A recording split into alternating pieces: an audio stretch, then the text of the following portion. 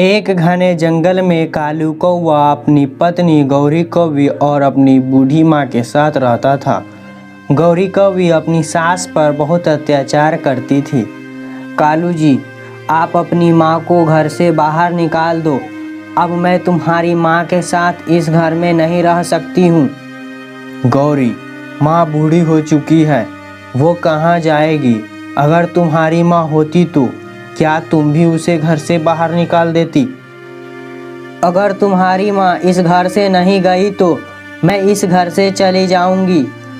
कालू कौवा अपनी पत्नी गौरी की बात मानकर अपनी माँ से कहता है, माँ, अब तुमसे कोई काम नहीं होता, दिन भर बस खाती और सोती रहती हो।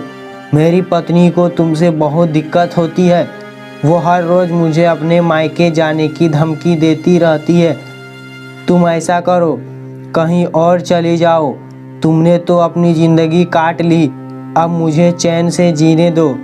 बेटा, ये तू कैसी बातें कर रहा है? मेरा इस दुनिया में तेरे सिवा कौन है? मैं कहाँ जाऊंगी? तू ये क्यों नहीं समझ रहा है बेटा? चाहे कुछ भी हो सासू माँ, आपको तो इस घर से जाना ही पड़ेगा। फिर कालू कौवे की माँ अपनी कुछ सामान लेकर वहाँ से चली जाती है। वो घने जंगलों में इधर उधर भटक रही थी। उसे भूख भी बहुत लगी हुई थी। वो एक मंदिर के बाहर जाकर बैठ जाती है। तभी उसने देखा एक चिड़िया सेब बेच रही है। उस चिड़िया का नाम रानो था। रानो एक दयालु चिड़िया थी। वो गरीब और ज़रूरतमंद पक्षियों की बहुत सेवा करती थी और उनकी मदद भी किया करती थी। उसने जब एक बूढ़ी कौवी को मंदिर के बाहर देखा तो उसे रहा न गया और रानो चिड़िया कालू कौवे की माँ से पूछती है, क्या बात है माँ जी, मैं काफी समय से देख रही हूँ आप यहाँ पर बैठी हो। अगर आपको माता जी की दर्शन करना है तो अंदर जाकर जल्दी कर ले, वरना शाम हो गई तो शाम के वक्त बहुत भीड़ होती है। नहीं बेटी, मैं दर्शन के लिए नहीं आई। असल में मेरे बेटे और बहू ने मुझे घर से निकाल दिया। इस तरह कालू कौवे की माँ रानो चिड़िया को सारी बात बताती है। माँ जी, आप बिल्कुल भी चिंता न करें, मैं हूँ ना। चलिए आप कुछ खा लीजिए, आपको भूख लगी होगी। फिर रानो चिड़िया कुछ सेब उन्हें खाने के लिए दे देती है। फिर कालू कौवे की माँ उस सेब को खा लेती है। अच्छा बेटी, अब मैं चलती हूँ। लेकिन माँ जी, आप कहाँ जाएंगी? आप मेरे साथ मेरे घर चले। फिर रानो चिड़िया कालू कौवे की माँ को अपने घर ले जाती है। मम्मा, ये कौन है?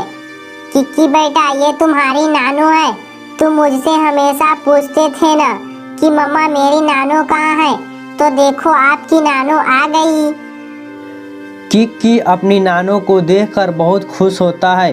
फिर कालू कौवे की माँ रानो चिड़िया के साथ खुशी खुशी रहने लगती है। एक समय की बात है, उस जंगल में रानो चिड़िया नई नई आई थी। वो अंडे देने वाली थी। उसे समझ नहीं आ रहा था कि वो सुरक्षित जगह कैसे ढूंढे। वो बहुत चिंतित थी। ऐसे उसे कालू कौवा दिखाई देता है। वो उसके पास जाती है। कौवे भैया, क्या आप मुझे बता सकते हो कि इस जंगल में सबसे सुरक्षित जगह कौन सी है? वो मेरे अंडे होने वाले हैं। चिड़िया बहन, इस जंगल में एक जालिम चील रहती है। वो हर वक्त पक्षियों के अंडों की तलाश में रहती है। तुम ऐसा करो, इस जंगल के बाहर एक मकई का खेत है। उसमें बहुत बड़े बड़े मकई हैं। तुम ऐसा करो, उसी में अपना घोंसला बना लो। वहां पर चील की नजर नहीं पड़ेगी। आपका बहुत बहुत धन्यवाद जो आपने मुझे बता दिया उस चील के बारे में। मेरे तो पहले अंडे हैं और मैं अपने अंडों के लिए बहुत चिंतित हूँ। चिड़िया बहन, मुझे धन्यवाद कहने की कोई जरूरत नहीं है। तुम्हें ये तो कहना मेरा कर्तव्य था। फिर रानो चिड़िया उस मकई के खेत की तरफ चली जाती है। वो मकई का खेत बहुत घना था। रानो चिड़िया सारा दिन काम करती है और अपना घोंसला बना लेती है। शुक्र है मेरा घोंसला बन गया है। अब मेरे अंडे यहाँ पर सुरक्षित रहेंगे। फिर अगले दिन रानो चिड़िया अंडे दे देती है। वो बहुत खुश थी। उस मकई के खेत में घोंसला बनाने का एक फायदा यह भी था कि उसे दाने की तलाश में दूर नहीं जाना पड़ता था। वो उसी खेत में मकई खा लेती और अपने अंडों के ऊपर बैठ जाती थी। चिड़िया एक एक पल गिन गिन कर गुजारती थी कि कब उसके अंडे से उसके बच्चे बाहर आएंगे। और फिर आखिर वो दिन आ ही गया जब एक अंडा हिलना शुरू कर देता है और उसमें से एक बच्चा बाहर आ जाता है और दूसरा अंडा भी हिलने लगता है और उसमें से भी एक बच्चा बाहर आता है। रानो चिड़िया अपने बच्चे को देखकर बहुत खुश होती है। वो अपने बच्चे को दाना खिलाती है और उन्हें बहुत प्यार करती है। ऐसे ही रात हो जाती है और वे सब सो जाते हैं। ऐसे ही कुछ दिन बीत जाते हैं और एक दिन चिड़िया के पास में से ही दो इंसानों को बात करने की आवाज सुनाई देती है। कल से हम फसल काटना शुरू कर देंगे। मैंने हंसुआ लोहार को तेज करने के लिए दी हुई है। उसके पास से हंसुआ कल लेकर आना। ऐसे वे दोनों इंसान बात करके वहां से चले जाते हैं। रानो चिड़िया ये सब सुनकर बहुत परेशान हो जाती है क्योंकि अभी उसके बच्चे को उड़ना नहीं आता था। अब मैं क्या करूं? अभी मेरे बच्चे बहुत छोटे हैं। मैं इन्हें लेकर कहाँ जाऊंगी? अगर इंसानों ने ये फसल काट ली तो चील की नजर मेरे बच्चों पर पड़ सकती है और वो कहीं मेरे बच्चे को खा न जाए। रानो चिड़िया बहुत परेशान थी। वो इसी परेशानी में कालू कौवे के पास जाती है। आओ आओ चिड़िया, कैसी हो और तुम्हारा बच्चे कैसे हैं? कौवे भैया, मैं ठीक हूँ और मेरे बच्चे भी ठीक हैं। लेकिन अब एक मुश्किल आ गई है। वो क्या? फिर रानो चिड़िया कौवे को सारी बात बताती है। हाँ चिड़िया, ये तो परेशानी वाली बात है, लेकिन तुम्हारे बच्चे वहाँ सुरक्षित है। अगर तुम उन्हें वहाँ से कहीं लेकर गई तो वो चील उन्हें खा जाएगी। वैसे मेरे पास एक उपाय है। क्यों न हम इंसानों के पास जाए जिसकी वो फसल है और हम उनसे विनती करके कुछ रोज वो अपनी फसल ना काटे, ऐसा उसको बोलते हैं। कालू भैया, क्या वो हमारी बात मान जाएंगे? चिड़िया, कुछ इंसान तो बड़े स्वार्थी होते हैं और कुछ इंसान अच्छे भी होते हैं। हम जाकर बात करके देखते हैं, शायद वो इंसान अच्छे हो और वो मान जाए। फिर चिड़िया और कौवा इंसानों से बात करने के लिए चले जाते हैं। कौवे भैया, यही है वो इंसान जो फसल काटने की बात कर रहे थे। अच्छा चिड़िया, तुम इधर ही बैठो, मैं जरा बात करता हूँ इनसे। ए इंसान, तुम मुझे एक अच्छे इंसान लग रहे हो। क्या तुम मेरी एक बात मान सकते हो? बताओ क्या बात है।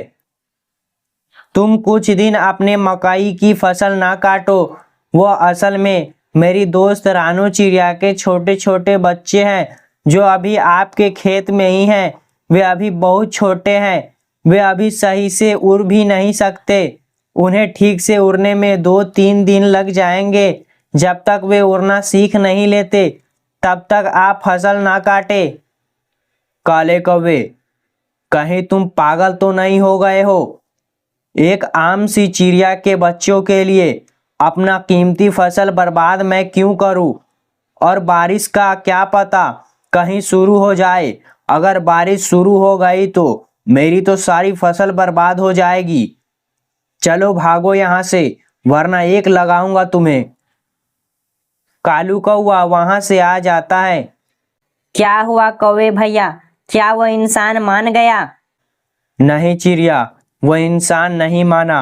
वो बहुत लालची था। उसे कोई परवाह नहीं है हम पक्षियों की।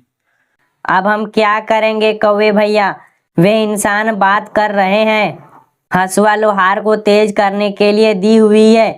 क्यों ना हम लोहार के पास जाए और उनसे मिन्नत करें कि वो हंसुआ किसान को तेज करके अभी ना दे। अगर उस इंसान को हंसुआ ना मिली तो वो फसल नहीं काट पाएगा। चिड़िया, वैसे तो तुमने बात ठीक की हो। चलो हम अभी चलते हैं लोहार की तरफ। फिर वे दोनों लोहार की तरफ चले जाते हैं।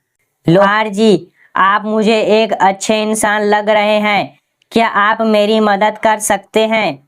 क्या बात है चिड़िया, जल्दी बताओ, मुझे हंसुआ तेज करनी है। किसान आता ही होगा अपनी हंसुआ लेने के लिए।